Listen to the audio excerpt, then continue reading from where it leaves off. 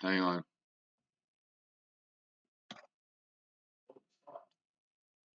Hi, everybody. Welcome to tonight's Joe and Joe Weather Show. On the 3rd of January, 2022, after a big snowstorm for the mid-Atlantic states, Virginia, Maryland, Delaware, and the southern parts of New Jersey. And of course, we know what happened places further north where the dry, cold air won out and won the day and kept all the snow to the south. The Joe and Joe Weather Show tonight, brought to you by Omni True Value Hardware at 1226 North Wellwood Avenue in West Babylon, New York.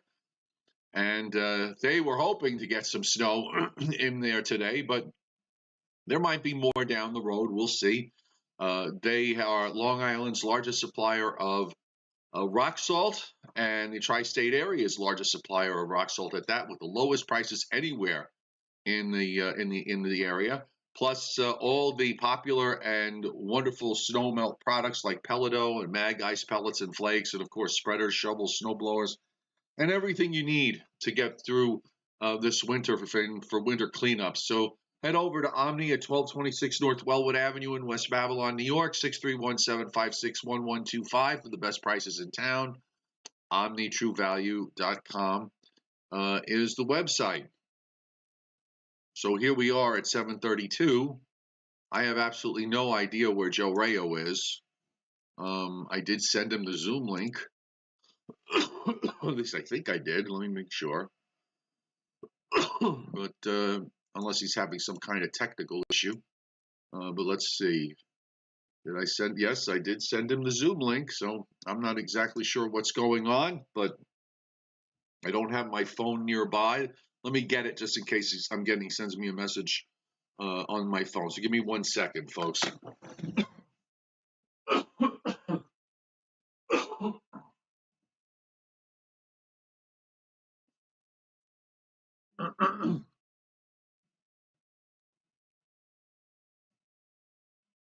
No, there's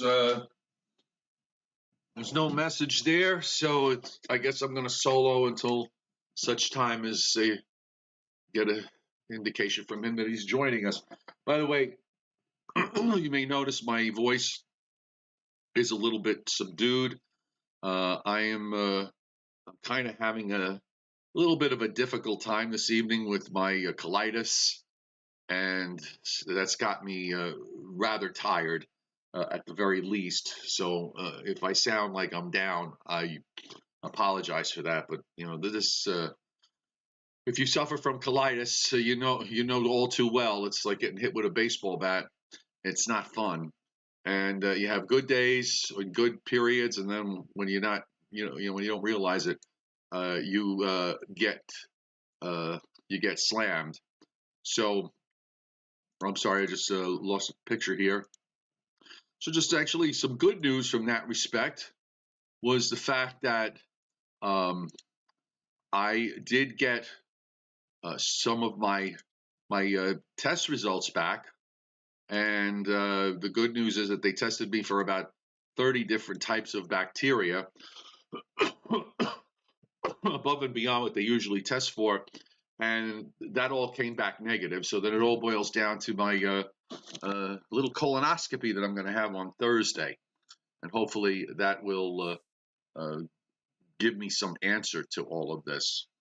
So you showed up fashionably late. I'm going to safely assume, Mr. Rayo, that it was a technical issue. Yes, it was. Well, how technical was it? Technical enough to keep me off the air until now. Was it a Windows issue? It may have been. All I know is I tried to log on and was unable to. And to make a long story short, I had to shut everything down and bring everything back up again. But here I am. Yes, you are here. So what a really interesting day this turned out to be with this storm. I mean, the dry air was sitting there waiting to come southward, and we all knew that. It was just trying to figure out how far south. I think it certainly got a lot further south than I thought it would have. I thought it would have made it south of New York City, but not that far south of New York City. Instead, it got down all the way to 195 or south of 195. But it was amazing. This morning, I noticed that around when I was looking at observations at around 5 or 6 o'clock this morning, the temperatures in the Hudson Valley were already in the upper 20s, and the dew points were kind of sitting there. And then all of a sudden, I looked a couple of hours later. I noticed New York City's dew point went down to 10. I mean, this was really supercharged dry air that got drawn southward and just shut the snow off. And then you look at the radar, and you essentially had a Virga snowstorm going on all the way up.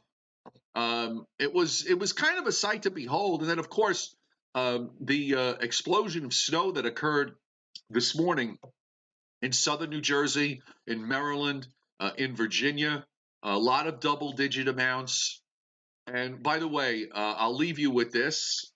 Those of you who are card-carrying members of the Warm Ground Society, okay, it should be noted that all the areas that got the heaviest snows today had the highest temperatures yesterday in the mid and even the upper 60s. So you can pretty much take the whole warm, once again, another example of how the warm ground theory is crap. I mean, it's just crap. Well, it was because also the sun is near its lowest point right after the winter solstice. So maybe that kind of upended the warm ground Well, it's theory or also theorists or whatever. you were dealing with precipitation of intensity and strong dynamics and the Oh, cooling of the sure. column. And when you have all those things and you're see, my primary objection to it is that you're looking at all this stuff. We're looking at all this guidance, and we're looking at a situation that says, oh my God, look at the dynamics here. We could have significant dynamic cooling. The vertical motions are all off the wall. There's cold air not, ready to get drawn southward. And then somebody comes along and dismisses all that by saying, well, it's a warm ground, so the snow can't stick. That's the part of it that just gets me, because that's just a stupid statement. It's just a stupid statement to make in the context of everything that's going on in situations like this. That's my primary objection to it. It's a dumb statement. If By the way, Joe, the as you're snow's going to piddle around, if the snow's just going to snow very lightly, that's a different situation, okay? Because then the whole profile of the atmosphere is different. But in cases like this, it certainly doesn't matter. Go ahead. I'm sorry. I'm going to eat my club cracker. well, what I'm just going to note is that a few people have noted, and I too am noticing on my own YouTube feed here that the feed looks either rather choppy or it's actually at times we're getting the buffer wheel that is buffering for many seconds. I'm not sure why this is, why we're getting Oh, that not could a be very good. that could be due to the fact that it's been pretty windy here today, so the internet has come and gone. Let me see if I can safely switch sources. Give me a moment. Just give me a second. I'm gonna try to change sources. In the meanwhile, talk a little bit. All right. Well, I what I'm going to say is that if you were with us on our Sunday morning show yesterday, the two things that stuck out to me was the fact that number one, the omega, which is beautifully depicted on the FGen chart, especially the 700 millibar FGen chart off of Tropical Tidbits, showed a broad swath of the energy was very tightly clustered across southern and central New Jersey and just off to the south of Long Island. That plus the fact that the NAM FOOS, this is the tabular numbers for the North American model, indicated that the relative humidity at the lowest level of the atmosphere, less than 80%. Whenever I've seen that, I've often said that no matter off to the South Jersey picking up anywhere from 8 to 13 inches of snow. Meanwhile, up here, New York City and points north, nothing, not a flake. And that was, again, because of what you mentioned at the start, Joe, the very dry air, the tremendous drop in the dew point temperatures, which allowed all of that snow to just come on down and evaporate before reaching the ground.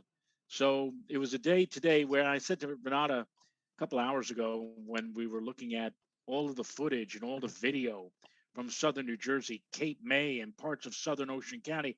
And I looked at her and I said, isn't it nice for a change that we were kind of on the outside looking in, that we didn't have to break out the snowblower, that we didn't have to be concerned about shoveling off our deck and anything. It was cold. Oh boy, it was, as of a couple hours ago, it was down to 22 and continuing to go down. But it was so nice not have to worry about all of that white stuff descending upon our area up here in Putnam Valley. And now the next question is, I mean, I said it wasn't even all over yet, and already people are saying, well, what about Friday? What about Friday? Maybe Friday will be the one. Friday. And to that I say, well, we're still 4 days away from that, and a lot can happen. I'd still wait a day or two before committing to any kind of potential, or committing to any kind of explanation as to what I think might happen. Aside from the fact that right now the Friday forecast is for a chance of rain or maybe wet snow, Joe. Yeah, it really is going to depend for the one at the end of the week.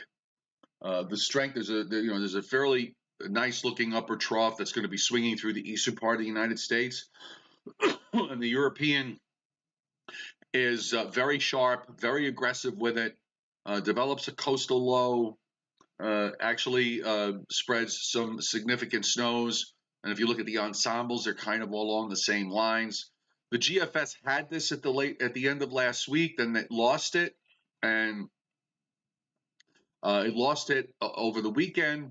Then it seemed to have picked it up again at some point yesterday, and it's just the short wave with it on that is very, very flat. And those are the two primary differences in those models.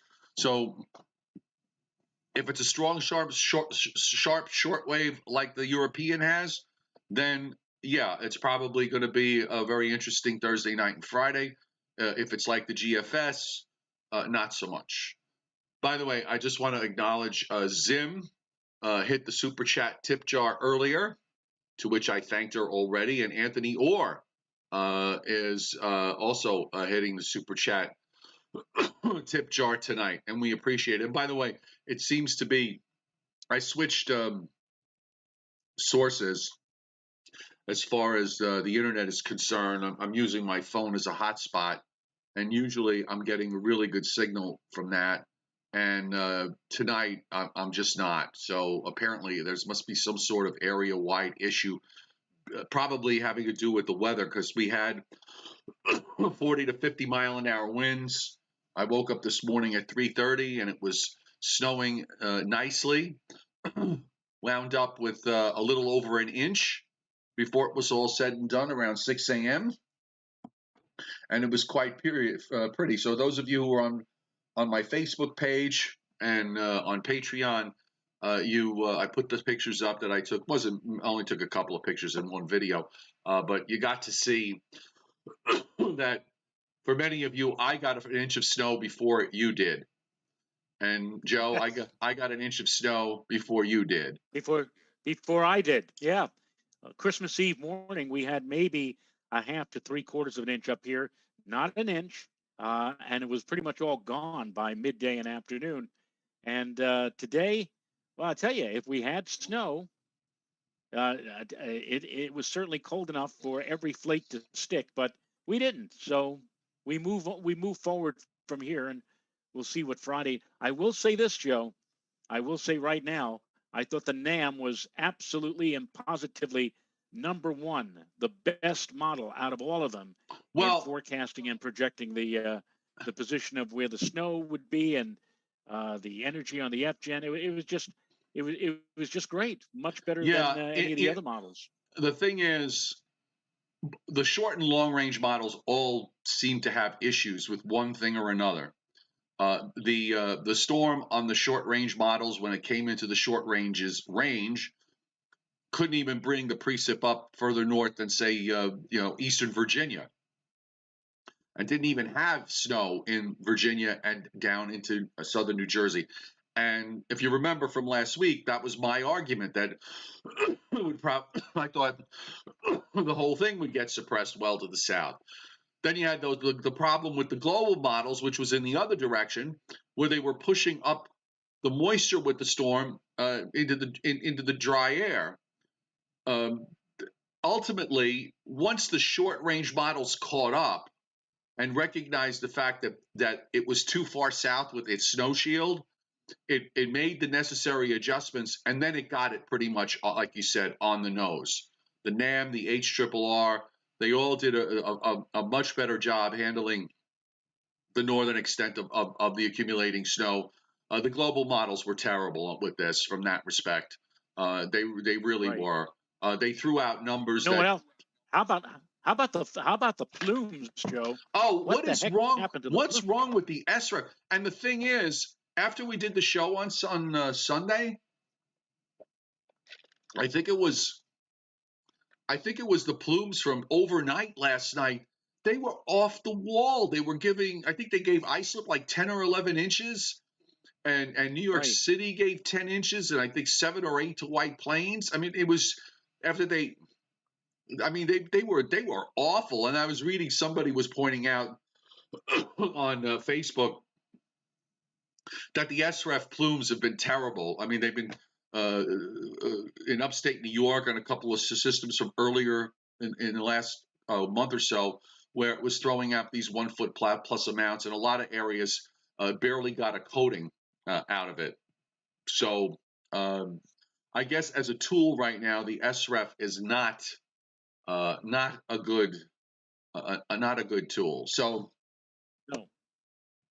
So I could tell. I could run through a few snow amounts if you'd like. If you Sure. go, what's that? I said sure. So if for those of you who want to look at this on your own or at the same time, go to the Mount Holly website, which is weather.gov/phi, and you could get it in text form, or you could also get it in map form. So I'm going to just pull up the text form on the screen here for me to look at, and some of the bigger amounts in Delaware, Hartley and Kent County 13, Southeast Woodside 10.5, Southwest Magnolia, Joe, got 7 inches, Dover 7, in Newcastle County, Middletown 6.0 and 5.5 at Summit Bridge. In Sussex County, Georgetown, Delaware, a foot. Milford, 10 inches, 11.6, 1 mile southwest of Milton. In Maryland and Caroline County, 11 inches in Henderson, 10 in Goldsboro. In Queen Anne's County, Stevensville 9, another area in Stevensville. No, it's the same. I'm sorry, but they just have both of them. This one was a few hours later, so 9 there. In New Jersey, Atlantic County, Absecon, in southern New Jersey, 13. Northfield 11, Hamilton Township 12. I mean, there's a lot of double-digit amounts here throughout much of South Jersey. Then you start to tail off as you go up into northern Burlington County, Ocean View 11.3, and Cape May, Cumberland County, Millville 6.3, Gloucester, Franklinville 5.5, Barnegat in Ocean County 9.3, but Toms River, as of 2 o'clock this afternoon, only had 2.5. So that's where you start to get into the sharp cutoff. Lakewood Township only a half an inch. Trace in Pennsylvania, Philadelphia County International Airport, half an inch there. So that pretty much sums that up. And you look down in D.C. and Baltimore, a lot of areas down there getting 6, 7, 8 inches that came down. It came down very, very quickly. Most of that fell in about 4 to 5 hours time. It really just put it down in a hurry. It was I love watching. My favorite thing to do when it comes to watching snowstorms in progress is to watch the hourly observations and see them, go from nothing to, maybe starts off with 7 miles and then all of a sudden it's 1 mile and then it's moderate and then it's S plus and S plus meaning heavy snow. That to me is my fun thing to do when it comes to watching snowstorms. And it even delayed the president. I believe the president was trying to get from Delaware, where he spent his home base, tried to get back to Washington D.C. and had some problems with Air Force One. I think they had to land somewhere short of Washington D.C. and he had to take a four-wheel drive van to get to the rest of the destination. It really impacted significantly the nation's capital. Yeah, I didn't understand that because there was a few things that I saw saying that a lot of people got in Washington D.C. got caught flat-footed by this.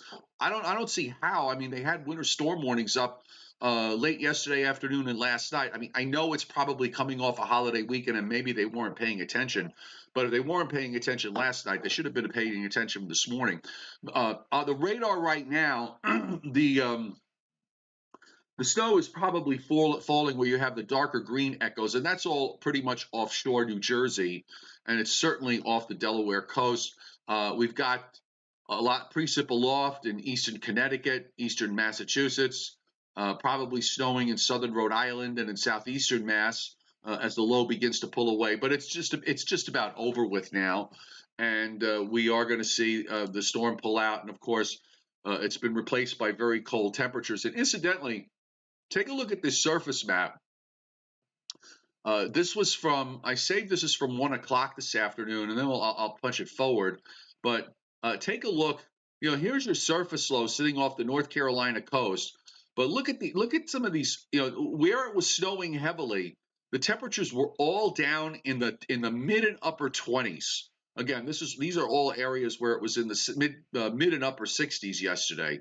Go further north, head up to about New York City and points northward. I mean, I'm looking here at Poughkeepsie, Joe, 23. This was at 1 o'clock this afternoon with a dew point of 11. And Monticello was 21 with a dew point of 10. LaGuardia was 30 with a dew point of 18. I mean, that was supercharged dry air. I don't know which station this is in eastern Pennsylvania, but the temperature was 21, the dew point was 12, and even down in southern Pennsylvania, like around Harrisburg, 27 and 11. So dry air just got sucked down all the way into the storm's circulation, and that, of course, did its job. And here's the latest 21Z map with the low well off the Delaware coast now and moving east-northeast. It's a 93 low. And of course, you've got temperatures in the 20s and dew points in the teens behind it, and that's the air we're going to be in here in the Northeast tonight and tomorrow. And by the way, not to forget much of the South, but it's snowed pretty heavily in the southern Appalachians, up through the Carolinas, and into western and southwestern Virginia.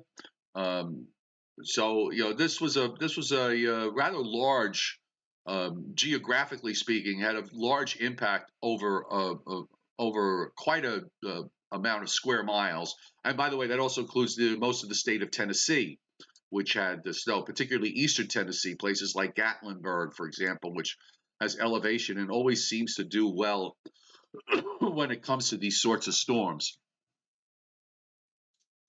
And one thing that really reinforced my thoughts that the dry air was going to win in this particular case was yesterday afternoon over Old Forge. That's in the northern part of New York State, up into the Adirondacks.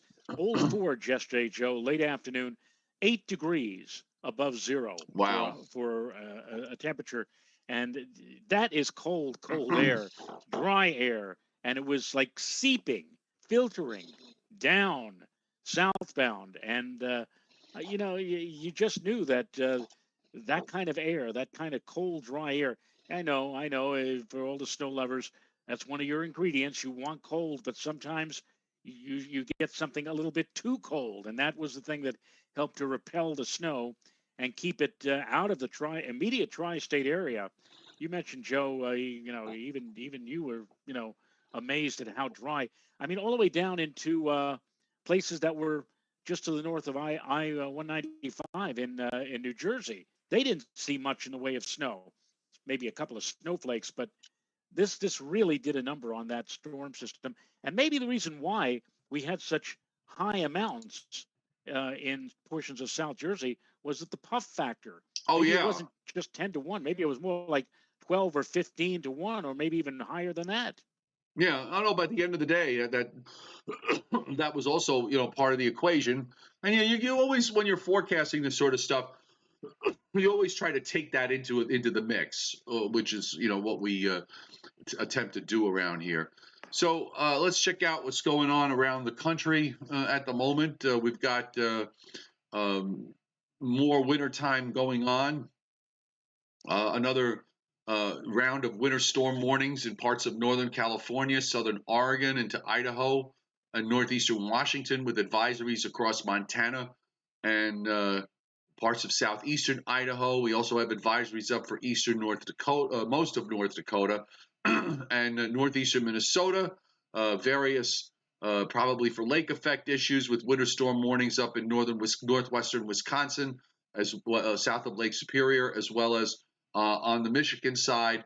Got a couple of counties in upstate New York, probably also here too, with a little bit of lake effect going on east of Lake Ontario and in and around Buffalo, with some what looks like some lake effect snow issues there. All of the watches and warnings up and down the eastern seaboard are all done with. We've got coastal warnings still up, like storm warnings and even hurricane force wind warnings that are up well offshore as our storm pulls away, and various high wind warnings that are out in the west. So let's take a look. Since everybody's now already interested in the end of the week, we probably should not begrudge you as to what may or may not happen. I'm going to keep this part fairly simple in terms of the upper air, because it actually is fairly straightforward. It really is going to have everything to do with the upper trough that's going to be swinging down from Canada and into the Great Lakes. So we have the GFS, and you'll notice here, as I roll it back, we'll get it back to today, and then move it forward. Right, there we go. So here's you can see our system here in the east, our nice little cutoff low. And of course, instead of lifting northward, the upper low actually opened up. So the storm reached its peak intensity this morning when it was off the North Carolina coast. And now it's just kind of going to muddle along as it moves northeast and gets lifted out by the trough, the upper low that's in Labrador. Then the next round of energy from the northwest comes into the Great Lakes. But you'll notice as we go into Thursday, it brings the cold air back in, because we're going to warm up a little bit on Wednesday. And then we've got a short wave that swings around for Thursday night and Friday. And on the GFS, it is not really all that well defined. Now, we'll change over to the European, and you'll notice the very obvious difference in terms of the structure of the upper trough in the east, and it is much sharper. In fact, Joe, it's a negatively tilted, almost V-shaped trough that is swinging around from the eastern lakes down to South Carolina. That's lifting up to the northeast. It's a very impressive looking shortwave. So that it's going to boil down to which model has this correct. And by the way, it's not an either or answer. It could also be a compromise of some sort between the two. Perhaps it's not as weak as the GFS has it. Here's a close-up view of that sharp trough I'm talking about on the European. It could be not as sharp as the European, but the GFS, but maybe a little bit stronger than what it currently indicates. And on the other hand, we could also see the European perhaps coming in and showing something weaker. So, and by the way, if you look at the GFS here, from what we saw with the European that was just up, you could see the obvious difference here in terms of the structure of the trough. There's the European, I drew that in there, and then the GFS, which just basically has this sort of west-east moving shortwave that doesn't really do very much. You get what you get with that. Most of the development would be weak. It'll probably be mostly offshore, and then head away out to the northeast. So this is this is where we're at with regards to Friday. By the way, we've got a nice. Even if that upper air goes negative fast enough, we could have actually the equivalent of maybe a bomb cyclone, Joe. Well, it's not. That's what the European. Why do we have? You know what? Why since we have this map up? Let me get the ensembles of the GFS. Take a look at what the GFS is doing on the ensembles. Now, you look at the 500 trough on the ensembles on the GFS. It's much sharper looking than the operational.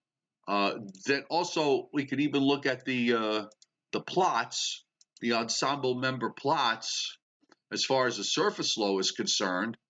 And I mean, you've got Joe, you got pressures down in the low 990s on the ensembles. They seem to be clustered somewhere east of the Virginia coast and south of Long Island. So, I mean, definitely looks different than the operational. And then they sort of get carried away in the low deepens as it moves up to the northeast. So perhaps the ensembles are telling us that the operational is not strong enough. We'll have to see on that. But by no means is look. I would just say this in lieu of what we just experienced with how the European and the GFS handled this. It probably will be a wise thing to wait for the NAM. Yes, I'd like to. Considering how well the NAM did with this system that we are just now exiting, I would love to see what the NAM has. And I normally don't look at the intermediate models. The 18Z has some sort of semblance of a low pressure system beginning to develop, but well off the mid-Atlantic coast by Thursday night. So I'm going to be curious to see what tonight's 0Z run shows and what especially tomorrow afternoon's 12Z run shows for this system on the NAM. I can't believe that, I'm actually, gritted, I'm very anxious to see. Right. I've got the GFS, all the global models in front of me, but I'm more interested in seeing what the NAM does with this particular system coming up for Friday. And, overall, I think we'll again have a much better handle on this by tomorrow night or Wednesday. And then we'll go from there and see and talk about, the prospects for snow and actual amounts and numbers and whatever. Another thing that could happen is this is a very weak system until it gets to a certain point offshore. Then it bombs out or explodes. But it blows up, and it blows up just far enough to the east so that the folks in the New York metropolitan area, again, miss out on a significant snowfall. That certainly is also a possibility that's in the cards, but again, we'll have a better handle over the next day or two or three on this. By the way, I can tell you because I just put it up. That's pivotal weather, and I'm looking at the intermediate run of the European. It is very similar to the 12Z run, with a low coming out of North Georgia and moving northeastward up the central Appalachians, moving off the Maryland coast. And then it's off the New Jersey coast east of Atlantic City, and it's got snow, pretty much from Delaware and Maryland northeastward all the way up into southern and southeastern New England. So the upper air setup is different with this than what it is with the system we just had. This is going to not be one where you're going to have a ton of dry air hanging just to your north and having the weight of that dry air pretty much pulling itself, getting pulled down. We are going to have cold air around as long as the track is to the south and east. This should be a mostly snow event. One of the things if you wind up, Joe, if you wind up with an upper trough that's too sharp and too negative, then you're going to have more of a coast hugging low, and then you bring in rain into the possibility, at least for coastal areas. So we got to, it's always that delicate dance that you do, and you're going to have to keep an eye on that. By the way, we have a nice sized audience tonight. One point, I think we hit 300, which is great. I hope everybody's enjoying the show. I'm trying to get through it here. I got my 100% cranberry juice, which keeps me going. We've got 85 likes, so if we could just get another 15 likes, you will make Joe and I very, very happy. Also, the chairman, Scott Briller, hitting Super Chat tonight. The Super Chat tip jar. Thank you, Mr. Scott. As always, most appreciated, and I hope everything is going well. And yes, he says Atlantic City, 9.5 inches. I guess that's downtown Atlantic City. I'm not sure, unless that's the airport. Shattered the daily record of 2.8 inches. So it's shameful, okay? It's shameful when it's January the 3rd and Atlantic City has had more snow than areas up to the north. I'll tell you something else. How about Alabama? I believe I saw someplace that Birmingham, Alabama, had 6 inches out of this. There were some sizable snow amounts, and once again, also for the Warm Ground Society, it was in the 80s there on Saturday.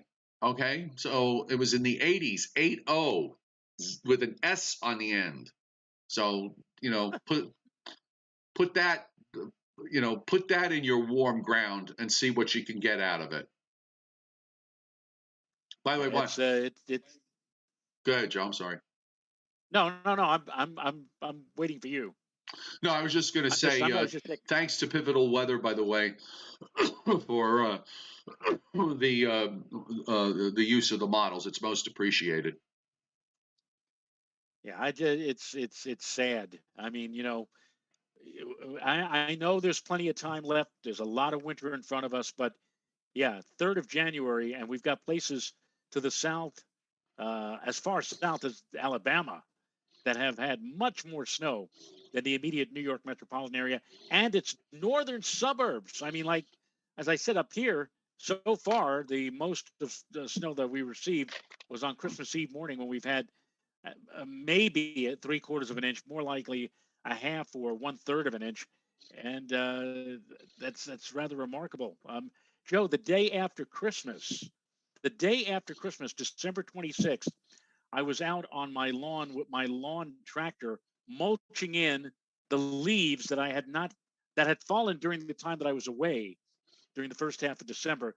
And my front and back lawn had lots of elm tree leaves and maple leaf leaves or whatever all over my lawn. So I just said, the heck with this. And I took out the tractor, I think for the first time in the after Christmas period. Usually I don't get my tractor out until the beginning of April. And here I was the day after Christmas, going all the way around my property with the tractor, just mulching all of those leaves into the ground, because I didn't want to deal with leaves with snow on top of all these leaves or whatever. It's crazy. So here we are. Oliver. Yes. Yeah.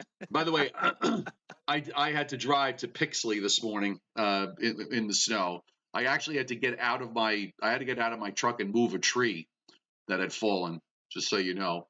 Right. Steve LaPointe, Izzy D, all hitting the Super Chat tip jar. Thank you, gentlemen. As always, most appreciated. And Frank Riccio, I know exactly what you bought on the pure cranberry juice. It was $9. It's $9 a bottle. But I'm going to tell you right now, it's worth it. Just water it. It's very strong. So what I did, I just water it down and I put ice in it and I kind of drink it through the day. It really has helped bring down my inflammation that I have. And also, if you look at the cranberry juice bottles, not the cranberry juice cocktail, which is mostly vegetable juice, But if you look at the ones that are supposed to be 100% cranberry juice and you read the ingredients, there's cranberry juice, pear juice, apple juice, grape juice, and a bunch of other juices in there. So you're better off spending if you want pure cranberry juice and the benefits of it, spend the $9. Just water it down so that you're not drinking it at full strength. And as I said, as far as I'm concerned, in my never to be humble opinion, it is well worth it. So who has I have Briller Jeopardy. You have Briller Jeopardy tonight, which the chairman has conveniently provided for us. And I will tell you this much. Joe. The questions tonight. Initially, I said, "Oh my God, Joe's going to get these like 1, 2, 3." But a few of these questions you may have to mull over for a little bit. All right.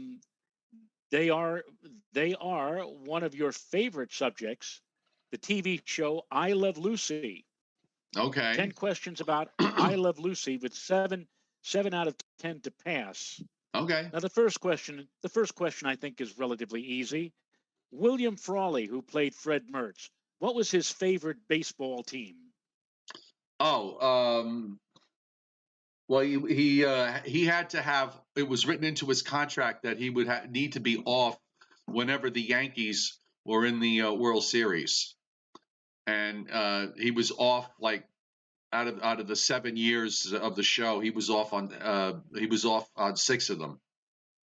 Right. So it's the Yankees. It's the Yankees. You may remember that when little Ricky was born, that he presented little Ricky. He gave it to Lucy at first. Right. He said, here's something that I think he can use when he gets a little older. And he says, "Oh, a baseball." He says, "Yeah, and you see it has the name of the greatest baseball player ever to play the game." Spalding. And she looked at it and said, Spalding. Finally, she got it. Joe DiMaggio. All right. Now, this one you may have to think hard. In fact, I'll be amazed if you do get this one. You ready? All right. Lucy and Ricky's fictional phone number. What was that phone number? I'm going to want to say, because on different episodes, there were different numbers. There was circle 72098. Oh my God. Yeah. Well, I'll stop there because I can tell by your reaction that's the answer. No, that wasn't the answer. But I'm just saying that you actually. Oh, but there was circle 72098, and there was Plaza 59099. Was another Keep going if you. Those are the two right now that my mushed up brain is coming up with. Then it was Murray Hill 5. Murray Hill 59099. I'll tell you what, I'm going to give it to you, even though you were off by a couple of numbers. Murray Hill 5 9975. 9975. Yes. All right. Well, that was amazing. That was close. That was close. Go ahead. How about number 3, Lucille Ball's mother's name? Oh, Mrs. McGillicuddy.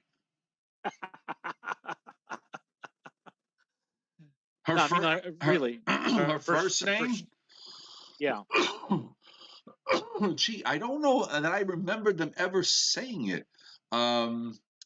It was she was played by Catherine Card. I don't remember them ever mentioning her name on an episode, other than "Hello, Mother." But what is Lucille Ball's mother's? I mean, not Lucy Ricardo's mother's name, but Lucille Ball's mother's real first name. Oh, Dee Dee. All right, there you go. Okay. We had to get the question. I thought you right. You had to clarify the question because I thought you meant the character. Lucy Ricardo. Yeah, Dee Dee Ball. Right. Now, what was the difference from the opening and closing credits of the show when it was live until it went into syndication? Oh, well, the opening credits was a basically a cartoon with car caricatures, showing showing Ricky and Lucy, and yeah, so that was the main when the show was running, you know, during its run, 7-season run. Right. That's the open that they had, and then when they went into syndication, they made the heart thing with the shorter open. Right. I Love Lucy heart logo in satin. Yes. I didn't know there was it was actually satin, but anyway, you get the impression. And I think it was either my TV or maybe TV Land that for a short while when they were showing I Love Lucy, they actually got the original stick figures, the original Lucy and Desi. They did. I remember that. Placed them in the beginning and placed them at the end. All right, number 5, Lucille Ball. Lucille Ball's favorite I Love Lucy episode was? Oh, God. I'm trying to remember. There are a lot of favorites that you could. All right, so I'm gonna narrow this down to 3. I'll say I'm gonna narrow it down to the Chocolate Factory, Vitamita Vegemin, and the grapes. The stomping, the episodes where she's in Italy stomping the grapes. Right. So okay, so I'm gonna say it is one of those 3. One of those 3. Well, I'm going to let Being the Ricardos help me, since they make a reference to Vitamita Vegemin. That's the one.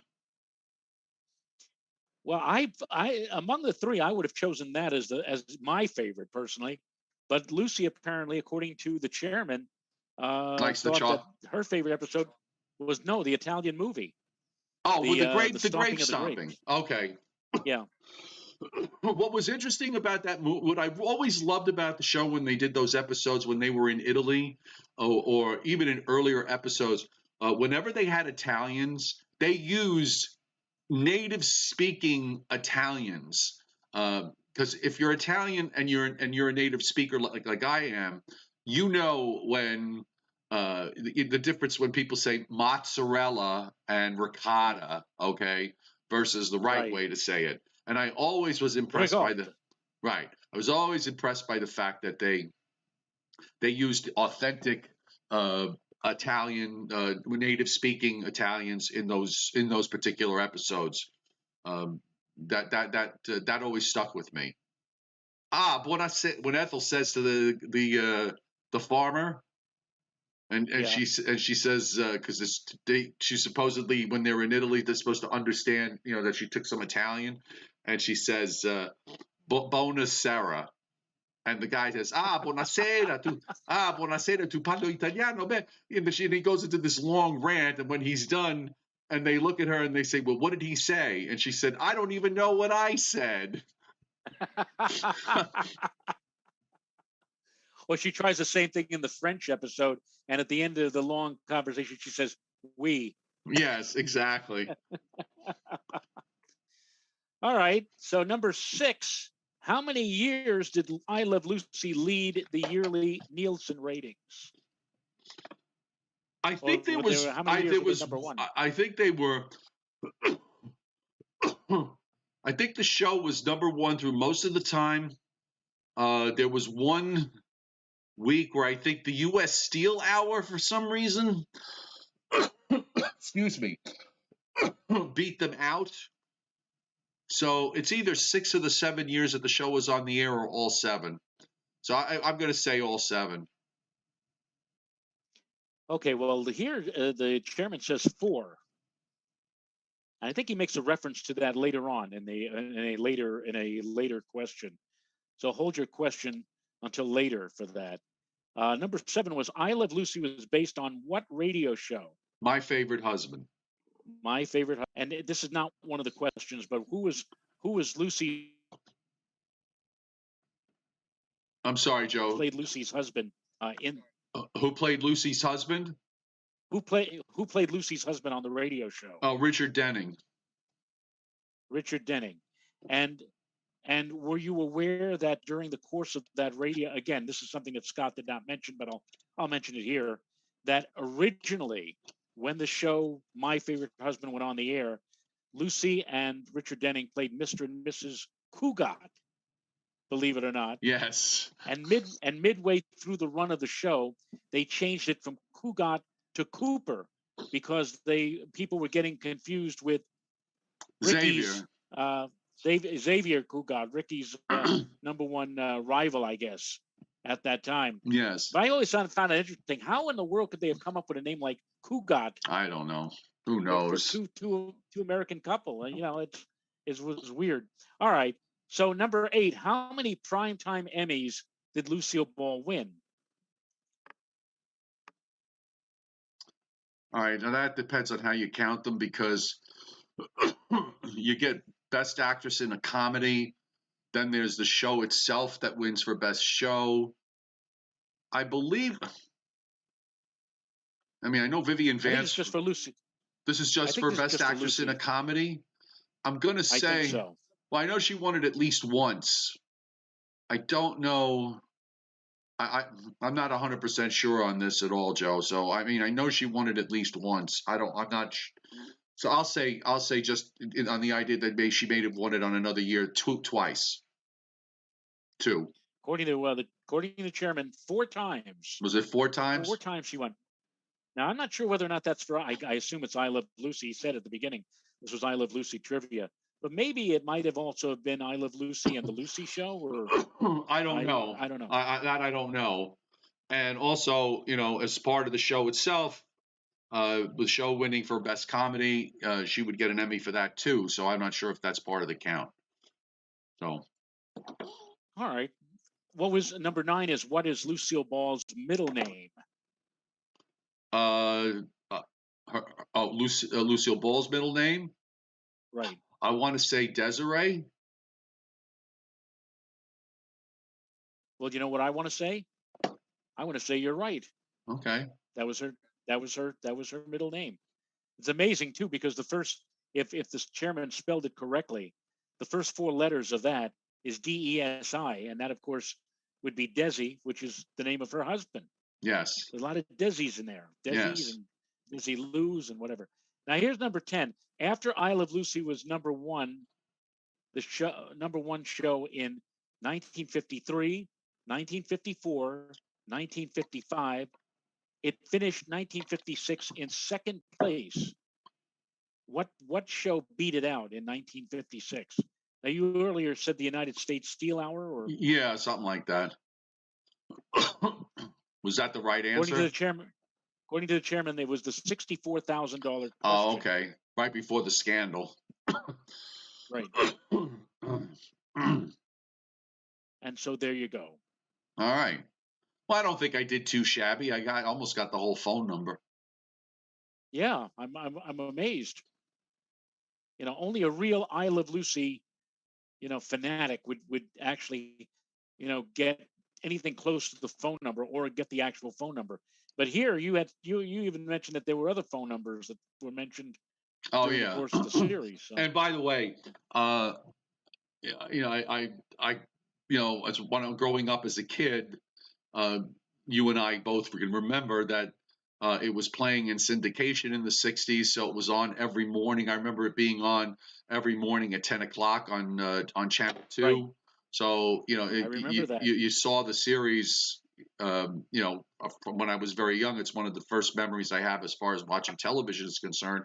But I also have an interest in the background and the show itself and how it came to be and the technicals and everything else, because it is, you know, it was a groundbreaking show in television, and it set the ball rolling for a lot of the things that you see what they do today. If you ever are in Jamestown, which I was a couple of years ago, spend a little time at the I Love Lucy Museum. It's really well worth it. Doesn't take a whole lot of time, but the museum is there. There's you know, a part dedicated to Lucy and one to Desi, and also you can go to the cemetery in town, which is just a short trip, which I did. and you can visit the grave of Lucille Ball and her parents and her grandfather. And it's if you get to go to Jamestown, but don't do it in the wintertime when the lake effect snows are going. Do it No, in the summer when the weather's nice up there. I think they could get a tremendous amount of money if they were able to develop a way so that they would take just a clip from an I Love Lucy, Right. and somehow you could you could walk into that particular episode and you know trade conversation. Of course, you'd have to look at a teleprompter, let's say, but if you could actually relive or do part of a scene with Lucy or Desi or Fred and Ethel, Mm-hmm. and of course they would make it in black and white, and then they would say to if you liked it, we have it on CD or on a thumb drive for you. Well, and you can have it for you actually can do the Vitamita Vegemin commercial. you could do it. Well, there, yes, but you wouldn't be. And you could record it. You wouldn't be able to. That's interesting. But I'd pay more or really want to do it if there was some way like I could sit here and chat with Lucy. That would and we all in this particular scene, and also maybe a show like The Honeymooners. Right. Do the same thing with Ralph and Ed or whatever like that. That would be amazing. By the way, just to straighten out a couple of points on the chat board with regards to this, it was pretty well known that Desi Arnaz was a womanizer, but he was not a drug addict. He was an alcoholic, apparently, but he was not a drug addict as far as I know. Also, the show was filmed before a live audience. Chuck Cardillo, the apartment, if I remember correctly, the apartment number was 3B. Except in one episode, which is when the episode Lucy Tells the Truth for 24 hours, where she has to, she can't lie, and she's giving a professional resume. So they changed the apartment to 3D, making it sound like she worked in third dimension. And then she admits that, no, that's not what it meant, that it was the number of the apartment. No, a laugh track was not used on the show. It was filmed before a live audience, which was the first show to actually do that, to film before a live audience. Everybody else was, doing either laugh tracks or something along those lines.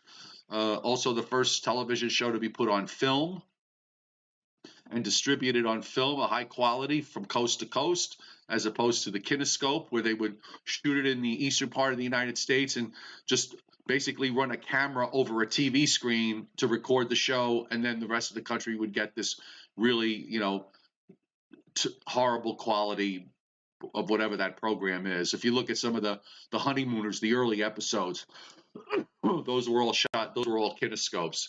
And Made Ghost hitting super chat tonight. Thank you very much. Most appreciated. Joe, we had 153 likes tonight, and we had a nice sized audience. I'm just going to tell everybody the next two nights, no show.